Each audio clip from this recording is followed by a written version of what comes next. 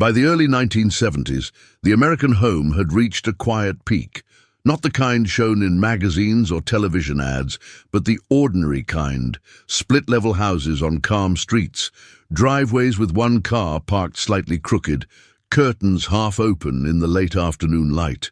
These homes were larger than what most families had grown up in. More rooms, more doors, more space than anyone strictly needed. And that was the point. Space itself had become proof that things were working. Inside, the house felt settled. The living room existed separately from the dining room. Bedrooms were used only for sleeping. The kitchen was a place you passed through, not a place you stayed. Heat was never part of the conversation. It came on when it was supposed to. The vents hummed softly in the background, unnoticed, like electricity or running water. Winter was something outside the walls, something visible through windows, not something you negotiated with indoors. Families trusted this without thinking about it. They had reason to. For years, the system had been reliable. Bills arrived on time and were paid on time. Nothing dramatic ever happened when temperatures dropped. The house stayed warm. Children played on the floor without coats. Parents sat in armchairs in shirt sleeves, reading newspapers or watching television, never once checking the thermostat unless it was to make a small adjustment and forget about it again. The home itself encouraged that confidence. Thick walls, solid doors, newer construction than the homes their parents had lived in. This wasn't the drafty past. This was modern America. The house didn't feel fragile. It felt permanent. Built not just to shelter a family, but to represent progress. More square footage than the last generation, more privacy, more separation between spaces. Each room had a purpose, and each purpose assumed comfort. Winter, in this vision, had already been solved. It was no longer a threat or a test. It was a season you moved through automatically. You came inside, took off your coat and forgot about the cold entirely. The house handled it for you. That belief was so deeply embedded that no one questioned it. Not builders, not buyers, not families sitting down to dinner in separate rooms warmed by air they never had to think about. The idea of not using part of the house would have sounded strange. Why would you? You paid for it. You lived there. Every room was meant to be occupied, every space justified by the assumption that it could always be made comfortable. The house wasn't just shelter, it was capacity to grow, to spread out, to exist without friction. Winter had no say in that. On paper, everything supported this confidence. Jobs were steady enough, incomes felt predictable. Heating was treated like a fixed expense, not a variable one. It belonged in the same mental category as electricity or water, necessary, stable, handled. Families planned their lives around that assumption without realizing they were doing it. The house, after all, had never given them a reason not to. Even the design reinforced the belief. Long hallways, multiple bedrooms, doors that closed firmly, rooms that could be shut off visually but never emotionally. They were still part of the home, still assumed to be available at any moment. The house felt complete only when all of it was in use. Space equaled success. Unused rooms were for later, not for restraint. This was the quiet promise of the 1970s American home. That modern living had made old worries obsolete. That cold could be sealed out permanently. That size itself was a form of security. Families didn't talk about winter preparation because there was nothing to prepare for. The house had already done that work. It had done it every year before. It would do it again. Nothing about this confidence felt reckless. It felt earned. It felt proven by repetition. Year after year of ordinary winters had trained people to trust the system completely. And when you trust something completely, you stop watching it. You stop measuring it. You stop imagining what would happen if it behaved differently than it always had. So when winter began to settle in again, quietly, predictably, no one noticed anything changing. The house looked the same. The rooms were still there, the lights still turned on. The heat still flowed through the vents.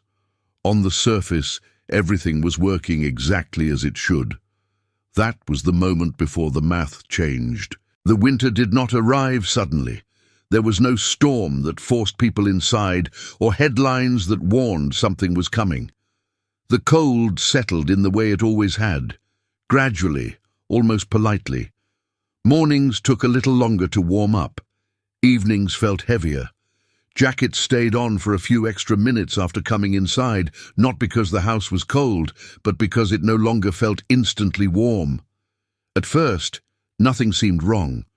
The furnace turned on when it was supposed to. Warm air still moved through the vents. Radiators ticked and knocked the way they always had.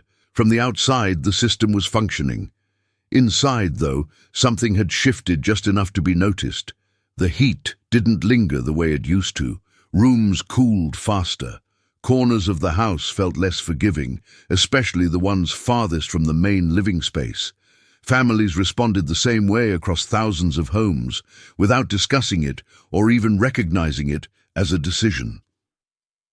The thermostat was lowered by a single degree, not because of fear, but because it seemed reasonable, a small adjustment, barely noticeable. Sweaters appeared on the backs of chairs, slippers replaced bare feet on the carpet. None of it felt like sacrifice. It felt like common sense. The first heating bill arrived and was studied just long enough to register as higher than expected. Not alarming, just different. A number that lingered in the mind for a few seconds before being set down. There was no argument about it, no discussion. It was paid the way it always had been. The house was still warm, life continued, but the cold did not ease. Days stayed short, nights stretched longer.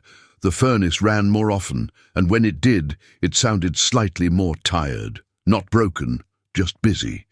Heat came in waves now, warming rooms unevenly. Some spaces felt comfortable, others felt tolerable. Families began to notice where the warmth held and where it escaped. Doors that were once left open out of habit were now pulled closed without ceremony. A bedroom used less often stayed shut during the day. The dining room, rarely used except for special occasions, cooled quickly and stayed that way. These were not decisions made around the table. No one announced them. They happened naturally, guided by temperature and instinct. The thermostat became something people looked at, not something they forgot. Not often, just occasionally. A glance while passing. A pause before turning it up. The idea that heat was unlimited began to soften, replaced by a quieter thought, that it needed to be managed, not conserved exactly, but respected, used carefully. Children noticed the change without understanding it. They were told to put on another layer, to keep doors closed, to leave the thermostat alone. These instructions were delivered casually, without explanation, as if they had always existed. The house was still home, still safe, still intact, but it was beginning to ask something back. By midwinter, the adjustments had become routine. The lower thermostat setting felt normal. Wearing a sweater indoors no longer felt temporary. The house was warm enough most of the time. That phrase, warm enough, had quietly replaced comfortable, and no one paused long enough to hear the difference. Nothing had failed. The system was still running. Bills were still being paid. The home still stood exactly as it always had. From the outside, there was no sign of trouble. Inside, however, behavior had already begun to change. Not because winter was brutal, but because it was persistent. The house was no longer simply providing warmth, it was negotiating it. And winter, without announcing itself, had begun to take up more space in the conversation. By the time winter settled fully into its rhythm, the house had begun to change shape, not physically, but functionally. The walls hadn't moved, the rooms were still there, but the way the family lived inside them had narrowed, almost without anyone noticing when it started. The living room became the center of everything, not because it was the most comfortable space, but because it was the easiest to keep that way. It held the television, the main heat source, the furniture people actually used. Meals that once happened at the dining table were now eaten on trays or coffee tables. Evenings that used to spread out across the house folded inward, concentrating into a single, familiar arrangement of bodies and blankets. Other rooms began to fall silent. Bedrooms that were once used only at night stayed cold during the day. Doors closed to keep warmth from leaking away. The dining room, designed for gatherings that never seemed to happen anymore, became a passage rather than a destination. The kitchen was used quickly, efficiently, without lingering. Heat was something you passed through now, not something you occupied freely. No one described this as a loss. There were no arguments about it. The house still belonged to them. They still paid for it. It simply made sense to use it differently. Warmth became something that had to be concentrated, not distributed. Space became something you managed, not something you enjoyed. Children adapted fastest. They learned where the warm spots were and gravitated toward them automatically. Homework was done closer to the heater. Toys migrated into the living room and stayed there. Coats were hung a little closer to where people sat. The rest of the house became background, present, but no longer active. Adults noticed the change more slowly, often only when passing a closed door or entering a room that felt shockingly cold. These spaces weren't broken. They were just unused. Rooms that had once justified the size of the house now felt optional. The idea that every room should be comfortable at all times quietly dissolved. The thermostat stopped being adjusted entirely. It stayed where it was, locked into a number everyone had silently agreed not to challenge. The house had reached a balance point, not ideal, but sustainable. Comfort was no longer the goal, containment was. At night the contrast became clearer. One room glowed softly with lamplight and body heat, while the rest of the house fell dark and still. Doors stayed shut. Hallways went unused. The home, once expansive and open, now existed as a warm island, surrounded by colder, empty space. This wasn't poverty. It didn't feel like crisis. It felt like adaptation, like something sensible people did when circumstances shifted slightly out of alignment, and that was what made it invisible. There was no moment you could point to and say, the house stopped working. It was still doing what it had always done, just not everywhere at once. The realization came slowly, if it came at all. The family hadn't lost their home. They hadn't downsized. They hadn't failed. But winter had quietly redefined what the home was for. It wasn't a collection of rooms anymore. It was a single shared space where warmth could be held. The rest of the house still existed. It just no longer belonged to daily life. By the time winter began to loosen its grip, nothing dramatic had happened. The house was still standing. The bills had been paid. No emergency had forced a reckoning. From the outside, the season would have looked ordinary. Another winter endured, another year completed. That was the story most people told themselves when the cold finally receded. But something had shifted in a way that didn't reverse with the weather. Habits formed under pressure tend to stay. Doors that had been kept closed all winter were opened again, but the rooms beyond them felt different now, too quiet, too unnecessary. Spaces that had gone months without use no longer demanded attention. They existed, but they no longer felt essential. What winter had exposed was not a failure of effort or responsibility. It was a flaw in the assumption that size and comfort always scaled together. The house had been built on the idea that warmth could be spread endlessly, that systems would always keep up, that more space automatically meant more security. Winter didn't challenge those ideas loudly, it corrected them quietly. Square footage, once a symbol of success, revealed its other side.